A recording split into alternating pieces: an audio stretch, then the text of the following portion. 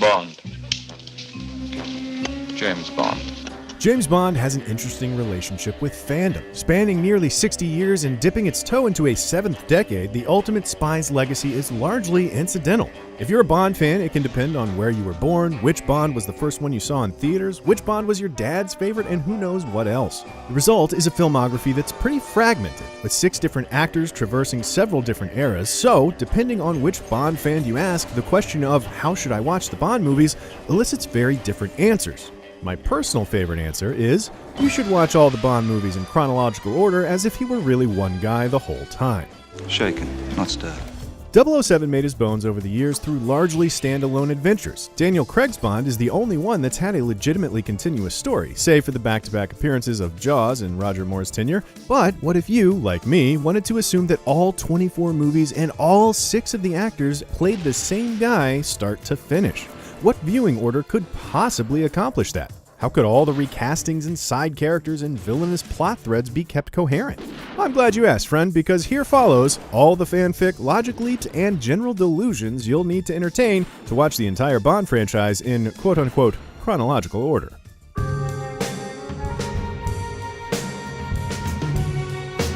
Casino Royale offers the only true origin story of Her Majesty's secret agent, so we have to start here. James Bond receives his 00 status from Judi Dench's M after a grainy black and white cold open. Then he celebrates by shooting up an embassy. Classic James. After a trip to the Bahamas and the most exciting night of poker ever, we get to the end of the film where, for the first time ever, he utters his signature line. The name's Bond. James Bond.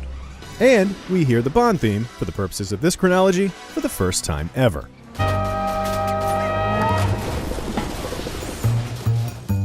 Quantum of Solace picks up something like 20 minutes after the end of Casino Royale. The enigmatic Mr. White is still in Bond's trunk, and the bitter aftertaste of his heartbreak at the hands of Vesper Lynd is still lingering. Happily, a trip down to Bolivia to thwart Dominic Green's honestly ahead of its time plot about controlling an entire country's water supply is just the diversion he needs until he finds closure. He wraps up Quantum of Solace as a hardened agent of MI6, ready to work alongside Judi Dench's M once more. But we can't go to Craig's next film because in Skyfall we get this. You know the rules of the game. You've been playing it long enough. Which doesn't make that much sense because he just became 007 like 3 weeks ago. So when did he turn into an old dog? Old dog, new tricks. After Quantum of Solace, we start to see him turn into an old dog with the third stop in our chronology, Goldfinger.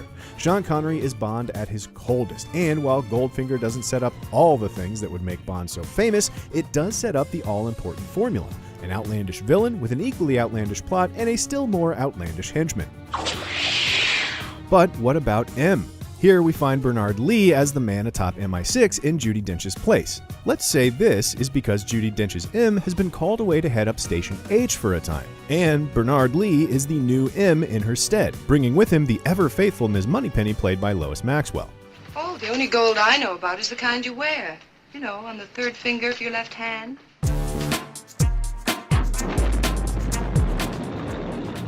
In Bond's following 3 adventures, he begins to encounter what will become his chief rival, Ernst Stavro Blofeld, and the special executive for counterintelligence, terrorism, revenge, and extortion, or Spectre if you don't want to just revel in that acronym. For your sake, I hope so.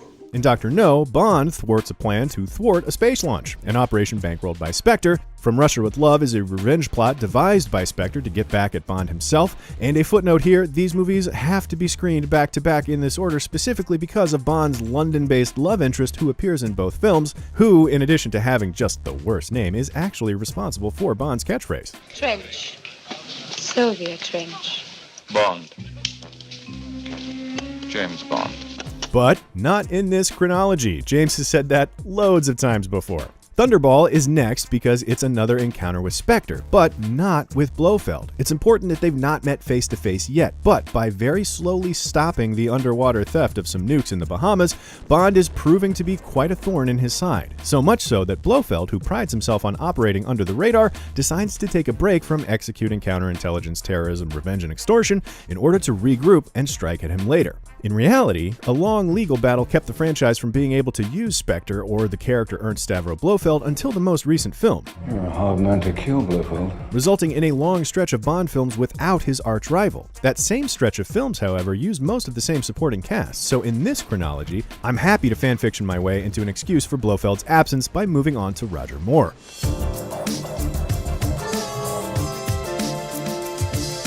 With Spectre laying low, Bond also has a chance to relax a little bit in a smoother, Roger Moore-flavored package. He's forced Spectre into hiding, so much so that he legally can't even mention them. But he is allowed to go about the day-to-day business of taking cases as they come. And after his Jamaican adventure in Live and Let Die, Bond must next take on Christopher Lee's excellent Francisco Scaramanga in The Man with the Golden Gun, and then go to space to stop Hugo Drax in Moonraker. The important thing here is that Bernard Lee is still M, Lois Maxwell is still Moneypenny, and Desmond Llewellyn is still Q. So that means we're dipping back into the Connery era while that cast is still holding down the fort at MI6.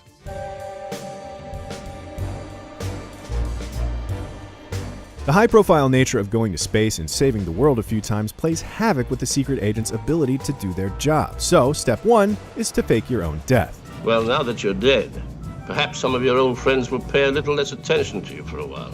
So the next movie up is You Only Live Twice. Bond finds his way to Japan where he pretends to take a wife while hiding out in a fishing village, then to a super iconic volcano lair and an enormous Austin Powers-inspiring showdown with his old pal Blofeld, who's decided he's done laying low. Goodbye, Mr. Bond. Even though James gets the better of him here, Blofeld comes right back in Diamonds Are Forever.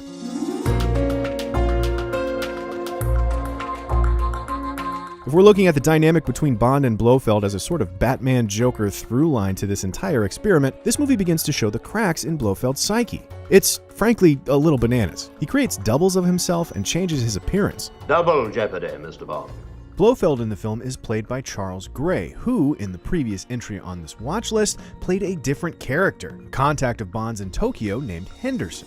So this means that Blofeld made himself look like Bond's old ally, which is a dastardly move indeed. But in addition to Blofeld mimicking his old pals, Bond might be starting to run into a lady problem. Perhaps getting fake married in You Only Live Twice has him eager to try out the real thing.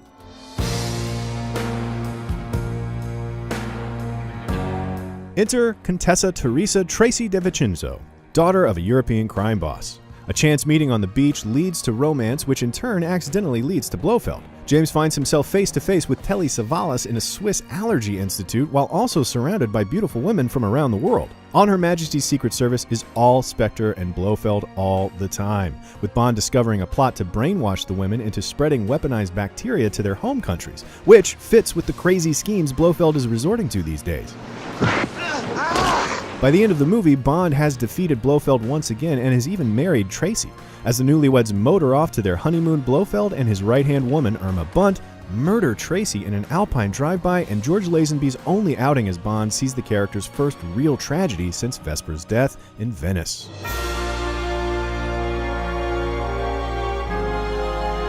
So, here comes a hard cut to Tracy's grave, and a less whimsical Roger Moore than when we last saw him having sex in orbit. For Your Eyes Only was, in real life, a more grounded course correction from the bonkers Moonraker, which was itself a reaction to the success of Star Wars. But in this chronologically perfect watch order, the film is, in addition to the graveside visit, a perfect follow-up to On Her Majesty's Secret Service.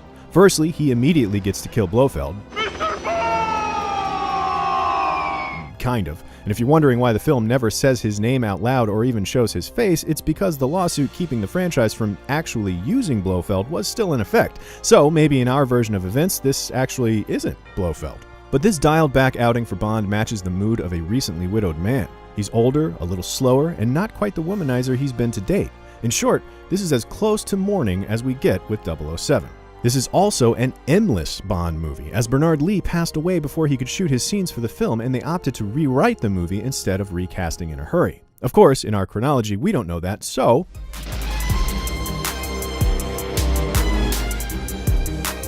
The Spy Who Loved Me is the final Roger Moore film to feature both Bernard Lee as M, so in essence he's still in charge in spite of not appearing in the previous film, and a mention of his dead wife. Many lady friends, but married only once. Wife killed. All right, you've made your point. But also, Bond seems to have more distance from Tracy's death, as The Spy Who Loved Me is pre-Moonraker peak Roger Moore charm. from the Union Jack parachute to the perfectly timed cork pop. There's also Zero Spectre and Blofeld, although apparently they tried initially to incorporate him as the villain, but yet another injunction forced them, in the real world, toward Carl Stromberg's oceanic-obsessed bad guy. Now you will pay the penalty. The film also briefly introduces an Admiral Hargraves, played by Robert Brown, who is clearly in line for a promotion. But wrapping up The Spy Who Loved Me with yet another tryst with a spy has to have taken its toll on the man. So next we move into Timothy Dalton's run. The Living Daylights and License to Kill features a return to the colder side of Bond with just a dash of Roger Moore's empathy left over. Meanwhile, Desmond Llewellyn is still trusty old Q, but Robert Brown got that promotion and is the new M for these two films, who brings with him Caroline Bliss as his Moneypenny. By the way, I think this also indicates that Moneypenny is a code name just like M or Q. But, real world note here, these films were also made in the 80s at the height of the AIDS crisis. Bond's sex life was very intentionally kept to an absolute minimum. It's also clear the world is changing, and the powers that be have decided to bring Judi Dench's M back from Station H to shepherd in the new era.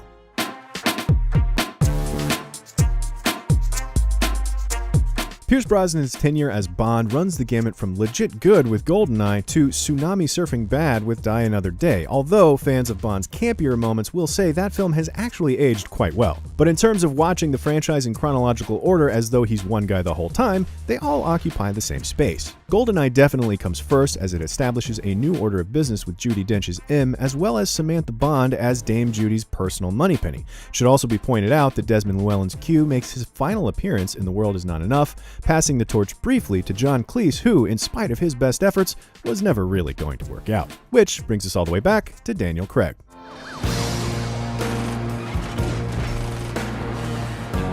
Like I said 19 movies ago, it was always silly how Bond was a brand new 00 in the first two movies, then a grizzled vet old dog who can't learn new tricks in the third film. But watching it this way, oh boy does this put some miles on the guy. He's squared off with supervillains, saved the world countless times, been married, widowed, and mourned. No wonder he's playing drinking games with scorpions as part of his retirement plan. But the resurfacing of Javier Bardem's Silva to seek vengeance for M's now fairly recent transgressions in Station H coaxes Bond back to MI6, where he meets John Cleese's young replacement, Ben Whishaw's Q, who, after years of dealing with aged Desmond Llewellyn, comes as a bitter pill to swallow for our old dog James. The battle against Silva takes James all the way back to his ancestral home and ultimately leads to the death of Dench's M and her replacement, Ralph Fiennes. And oh look, all of a sudden Eve's name is Moneypenny. Eve Moneypenny. Cause seriously, it's a codename in this universe. But Bond is ready to get back to work, right?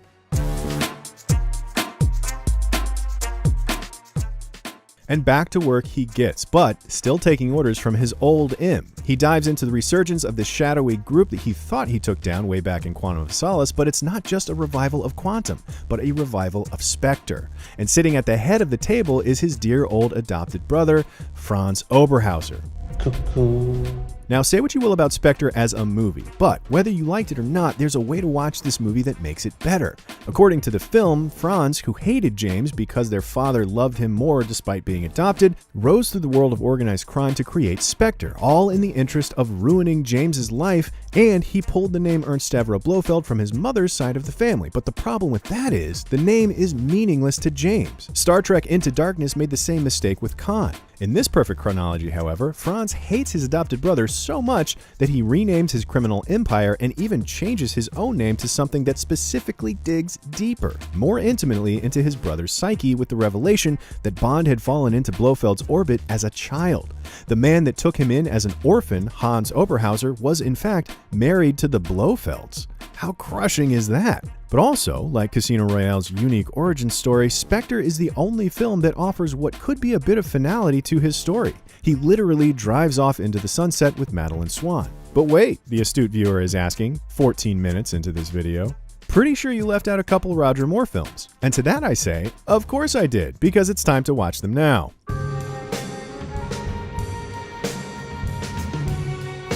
Roger Moore's final two turns as 007 are, in all honesty, some of my favorites. The The campiness is so much fun to revisit, in part because of the killer theme in A View to a Kill, but mostly because of how old Bond looks. Like Roger Moore in his 50s old. So, what if, after driving off into retirement with Madeline Swan, Bond gets that itch again to go out into the world and save it from those who would twirl their mustaches? The man has spent his entire life saving the world, only now to be asked to settle down. Sure, retirement was his idea, but expecting him to behave after the shit he's done and seen, it's even enough for him to go so mad for the old days, he imagines previous M's and Q's and money pennies on his way out the door for what amounts to an unstable, flashback-riddled, almost 60-year-old former spy embarking on unsanctioned missions. Imagine old man Roger Moore, and if you want to, here's a way Connery's off-brand Never Say Never Again would fit in as well, doing all of this while he's got Madeline Swan waiting for him at home. What lies is he telling her? What business trips does he say he's going on? Well, at some point, that all catches up with him and Madeline bolts, leaving him alone in retirement in Jamaica with, according to the trailer for No Time to Die, a bad knee. And hopefully No Time to Die isn't just a big remake of Dr. No, because that might make me rethink this whole thing.